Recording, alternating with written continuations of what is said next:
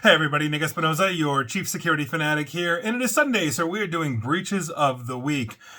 And this week in data breaches, absolutely insane, but I say that all the time because, well, it always is. So with that, let's get started. And as always, I want to thank the following people that sent me in a lot of this information. That would be Joe DiBiase, Jacqueline Wolf, Swamsa Kopali, and Ted Redden. Thank you so very much to all of you, and please keep sending those tips my way. It does help. With that, let's get moving and start in the United States with the drug distributor Cencora. They are notifying affected individuals that their personal and highly sensitive medical information was stolen during a cyber attack and data breach earlier this year, according to the statement the company released this past Friday. Now, the company, formerly known as AmerisourceBergen, has disclosed a cybersecurity incident in February in which data, some of which may have been personal information, was stolen from their infrastructure. The affected health information that they just disclosed included first and last names, as well as prescriptions. So if you use Cencora, aka AmerisourceBergen, for all your medical needs, heads up. Moving on. Let's talk about Interactive Brokers LLC, because on May 16th, they filed with Massachusetts after discovering an unauthorized party was able to gain access to one of their email accounts. In this notice, they explained that essentially names, social security numbers, financial account information, and driver's license numbers were potentially compromised. They are sending out notices as well. So heads up all you Interactive Broker customers or brokers. Moving on, Centro Med, San Antonio, Texas-based organization. They have 23 clinics and 400,000 individuals basically as patients, and they declared a data breach in May of this year. They also suffered a breach back in June of last year, which impacted 350,000 individuals as well. So this is a wonderful update and a new data breach. An unauthorized party was able to gain access and acquire files with information pertaining to both current and former patients. We're talking name, address, social security, financial account information, health insurance information, diagnosis information, dates of birth, and claims data. So heads up to you, Centro Med patients. Moving on, a quick update on Kaiser Permanente. If you recall, late April, early May, they declared a data breach. We now know roughly 1 million, according to them, are now affected. So if you're a patient of Kaiser Permanente, be on the lookout for that notification. And with that, let's dive into our mini segment simply entitled, If You Just Spent Money on Cybersecurity, You Wouldn't Be Getting Sued, You Wouldn't Be Ruining Your Reputation. First up is North Dakota accounting firm Brady Martz and Associates, PC. They must face a proposed class action alleging that they breached their duty to protect personal information of nearly 54,000 people that was exposed in a 2022 data breach. The plaintiffs plausibly allege that Brady Martz had a duty of care to safeguard their personal information under the laws of North Dakota, Minnesota, and Massachusetts. That's according to Judge Peter D. Welte of the U.S. District Court for the District of North Dakota, speaking this past Wednesday. So heads up for you if you use Brady Martz and Associates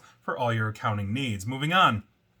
Quick update on Blackbaud. If you recall the massive data breach they had a couple of years ago, a plaintiff's motion for class certification in a Blackbaud data breach case has been rejected by a judge of the U.S. District Court for the District of South Carolina, Columbia Division. Judge Joseph F. Anderson Jr. indicated that a method proposed by the plaintiff's expert had not shown how class members could be determined. By some counts, the class size could have reached 1.5 billion members, reflecting the number of records compromised. So there you go. We'll see what happens, but Blackbaud facing several lawsuits over, again, that massive data breach.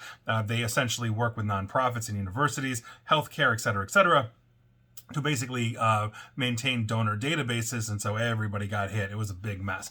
Moving on, the Police Service of Northern Ireland, or PSNI, the data protection watchdog of Ireland, issued a fine of £750,000 to the PSNI for failing to protect highly sensitive information on its workforce. Now, if you recall, in a much publicized incident last year that I did talk about, I went back and looked at my notes because I keep them all. Human error led to the publication online of a spreadsheet containing the surname, initials, rank, and role of all 9,483 serving PSNI officers and staff. So if you want to know where your local constable lives and you're in Northern Ireland, now you know. Moving on, Lewis Brothers Bakery, Inc. They failed to protect the personal information of current and former employees that was exposed in a March ransomware attack, and this is according to a proposed federal class action. Plaintiff Marissa Duffy alleged that Lewis Brothers failed to comply with industry data security standards or FTC guidelines and breached its duty to implement reasonable and adequate measures to protect sensitive data. Information exposed included names and social security numbers and possibly other kinds of data. This is according to the complaint that was filed May 17th in the U.S. District Court for the Southern District of Indiana. So heads up to you if you ever worked for Lewis Brothers Bakeries. Moving on. Associated Materials, LLC. They just defeated a proposed class action alleging that they failed to protect the personal information of thousands of people that were exposed in a May 23 ransomware attack and data breach. Plaintiffs James Marlin, Jacqueline Marlin, and Clarence W. Olivier Jr. didn't plead a concrete injury from a data breach as required to establish it in federal court. That's according to Judge Benita Y. Pearson of the U.S. District Court for the Northern District of Ohio this past Wednesday. So if you're planning on getting paid from Associated Materials, you may have to wait a little longer. And so that was the mini segment. If any of those companies had just spent money on cybersecurity, I wouldn't be talking about them and they wouldn't be having their reputations ruined. Moving on, back to regular data breaches for this past week, let's talk about Lurie Children's Hospital here in Chicago. And this is an update because they announced this past Monday that, quote, it is no longer addressing an active cybersecurity matter, end quote, and has reactivated patient-facing systems that were taken offline 3.5 months ago. For the record, this is the state of Illinois' largest pediatric care provider. They are well known for things like pediatric cancer, et cetera, et cetera. They're one of the best hospitals for kids, to be perfectly honest with you. And they've been contending with that cyber attack, if you recall, from a known criminal threat actor since January 31, leading to outages of their health records, phone, email, all that kind of stuff. It was a complete mess. And as I've said previously, what jerk hits a hospital, let alone ones that help sick kids? That's just scumbag 101.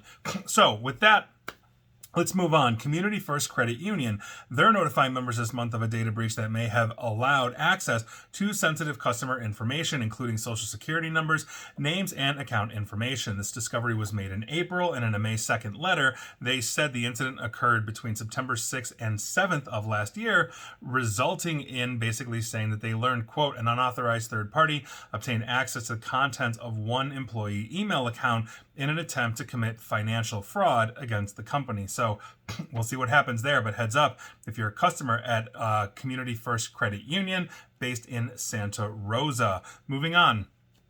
Let's talk about the Lash Group, because on May 20th, they filed basically with various state attorney general's offices after discovering personal information provided to the company by one of its clients. Bayer, which is a massive pharmaceutical out of Germany, was subject to unauthorized access. In this notice, Lash Group explained that the incident resulted in an unauthorized party being able to gain access to consumer-sensitive information, which included first and last names, address, dates of birth, health diagnosis, medications, and prescriptions.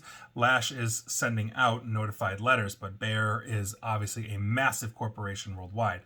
Moving on, Lane Gorman Trubitt. On April 30th, Lane Gorman Trubitt LLC filed a notice with Montana after discovering a unauthorized party was able to access sensitive information on their network. Now, in this notice, Lane Gorman explained the incident resulted in unauthorized party being able to access sensitive information. I do not have a list of that. They are sending it out. So if you use Lane Gorman Trubitt for whatever the heck they do, I guess in Montana, heads up to you. Moving on, let's talk about Merrill Lynch, the large financial institution here in the United States. A total of 1,883 employees who participate in the Walmart 401k retirement plan were notified this past Thursday about a data breach that occurred at Merrill Lynch, Pierce, Fenner, and Smith Inc., which provides record-keeping services for the retirement plan. That's according to Maine's Attorney General. So there you go. The notice stated that on April 16th, Merrill Lynch, one of their employees, inadvertently disclosed personal information to an unauthorized recipient via an isolated email error. Personal information includes email. In the email was first name, last name, and social security. So heads up to you if you are in Walmart's retirement plan. I'm assuming that's for management, or a Merrill Lynch customer. Moving on. Shore Regional High School District. Name, social security number, dates of birth, financial information, and medical and or health insurance information of students in the Shore Regional High School District may have been exposed to a cyber attack, according to a statement this past Monday. Now, the Monmouth County School District said that the breach occurred on or about April 13th of last year, over a year ago. Subsequently, they conducted extensive and forensic reviews, etc., and the resultant investigation on March 28th of this year, the district determined, quote, that certain impacted files containing personal information may have been removed from its network by an unauthorized individual. That is according to the school district. So heads up to you if you have a student in the Shore Regional High School District.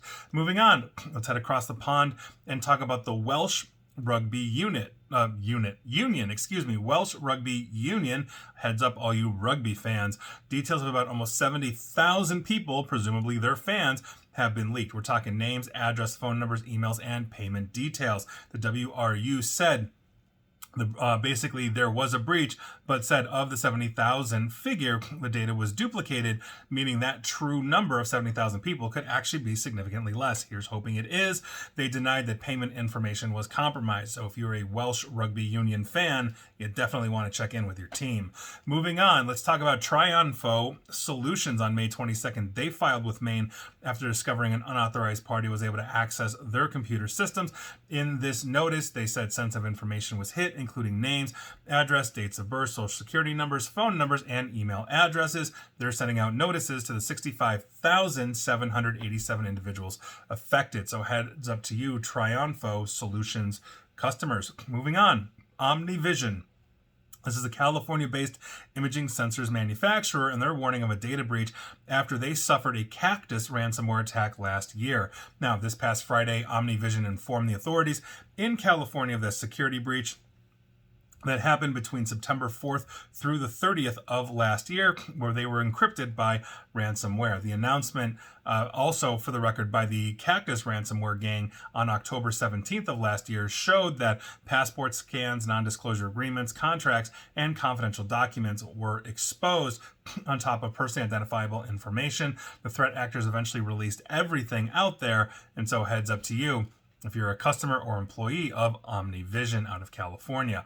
Moving on, Superior Air Ground Ambulance Services.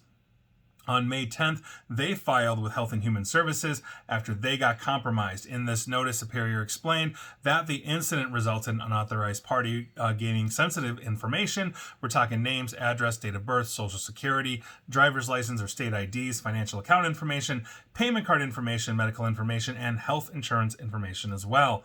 Superior Air Ground Ambulance Service is sending out notifications as well.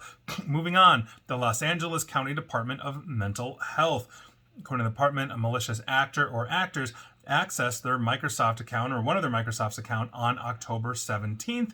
And here we are. Now, the department said in a press release that it hired a nationally recognized forensic firm on October 27th, and they have concluded that essentially, other than names, dates of birth, addresses, telephone numbers, social security numbers, and client record numbers were also included in this data breach. So if you have used the LA County Department of Mental Health for all your mental health needs, check in.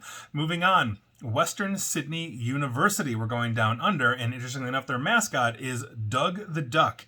Don't ask me why I know that, but it is Doug the Duck. Feel free to Google that one. Pretty cool. Now, WSU has notified students and academic staff of a data breach after threat actors breached their 365 and SharePoint environments. In an announcement posted On the Western Sydney University website, they warn that attackers access their Office 365 environment, including email accounts and SharePoints. We're talking exposed data varying by individual. They did not give an exact count of names, address, etc., so I can't tell you.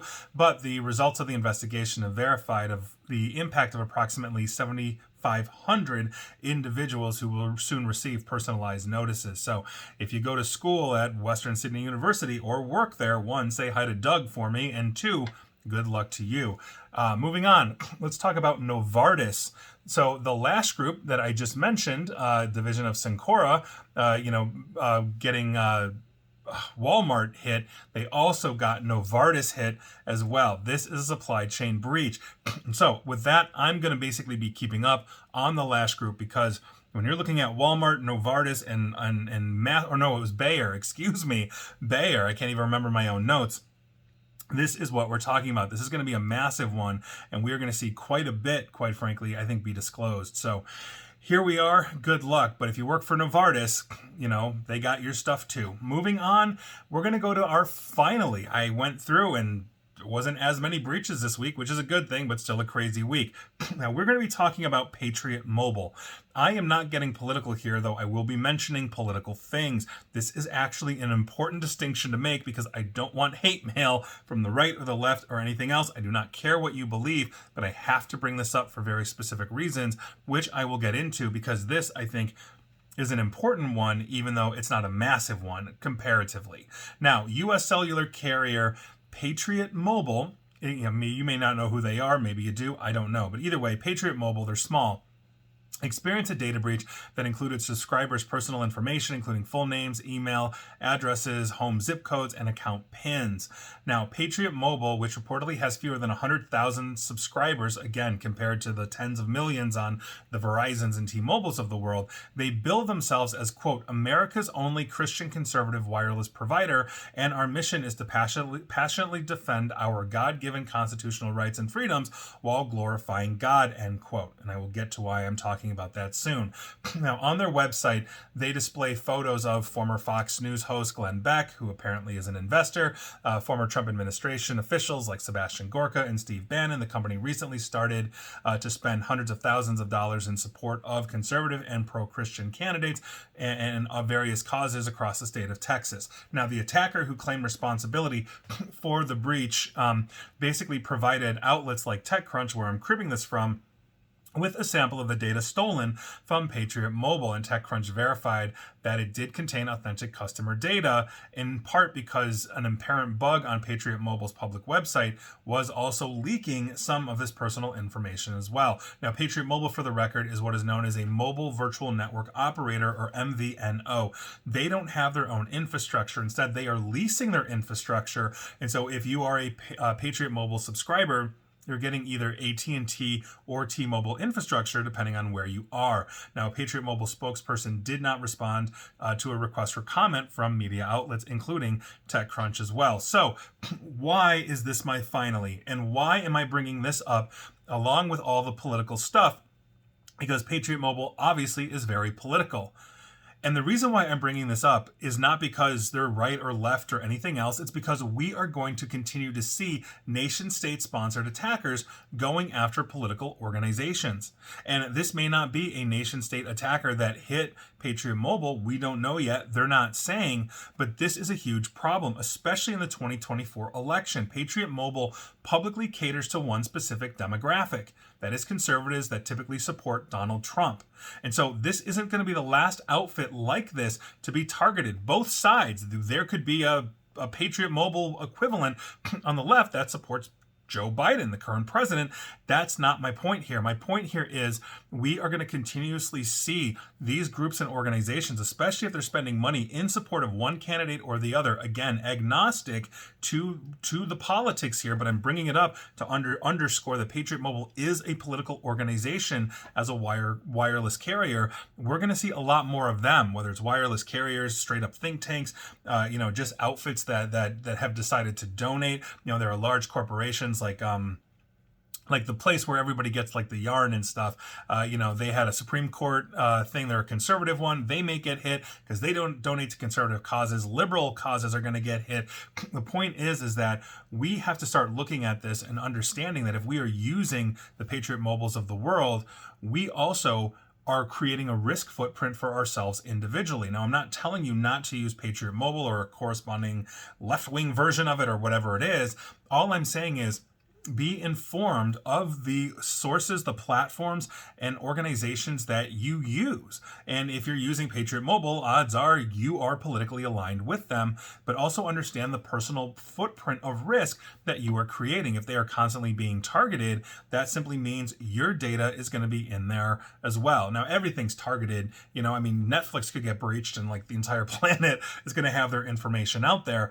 But understand, the more you use, let's say, a common username and password to log into your Patriot Mobile account and Netflix in your bank, that's also the other side of this as well. So take care, whatever you believe politically, but also understand, as you use or interact with organizations that are political of any stripe, for the record, you increase your risk footprint. And so that's all I've got to say. And hopefully Patriot Mobile, again, regardless of political affiliation, hopefully they'll get themselves locked down and protect their customer data. We'll see what happens there. But those were your breaches of the week.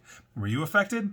Let me know. And please like, share, follow me here on Facebook and Twitter at NickAESP. And please feel free to subscribe to me at YouTube as well. And as always, stay safe, stay online, and please attempt to stay private. Thanks, everybody.